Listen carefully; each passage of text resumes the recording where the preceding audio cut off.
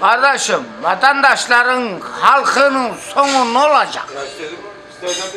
Evine ekmek parası götüremiyor bu insan. Bazı yeri geliyor, dolmuş parası bulamıyor. Esnaflara bir yardım, bir teklifte bulunun. Oy oy oy oy oy diyorsunuz. Oya gelince seçimi kazandıktan sonra kimseyi yoklamıyorsunuz. Anca geliyorsunuz vatan o bu cart curt. Bu adamın kirası nereye gidiyor? Evin çocukları kirası nereye gidiyor?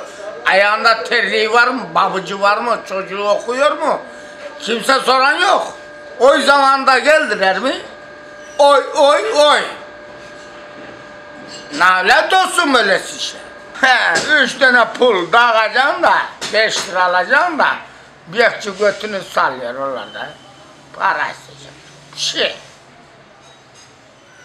Sakıncalı. Çok sakıncalı. Kim derse desin, bana kim ekmek parası verirse ben PKK'da olsa ona vereceğim bunu. Yalan mı?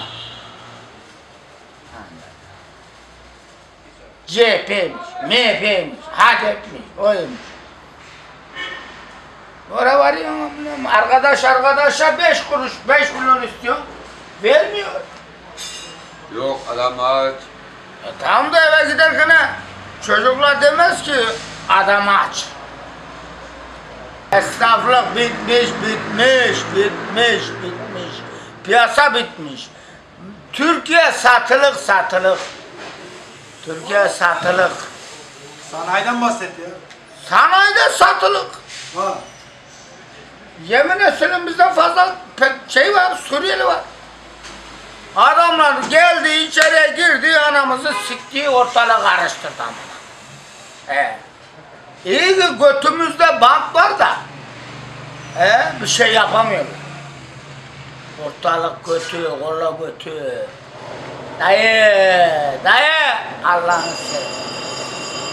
Eskidenmiş hayat. Devlete git bakın, bir kredi çekmeye çalış. Seni 40 yere gönderiyor. Yok tapu dairesi, yok vergi dairesi, yok ananın amın, yok kimlik fotokopisi. Bunların hepsi. Kendini garantiye mi? Ya vereceksen ver işte göt veren. Vergiler var mı? Fıstık gibi.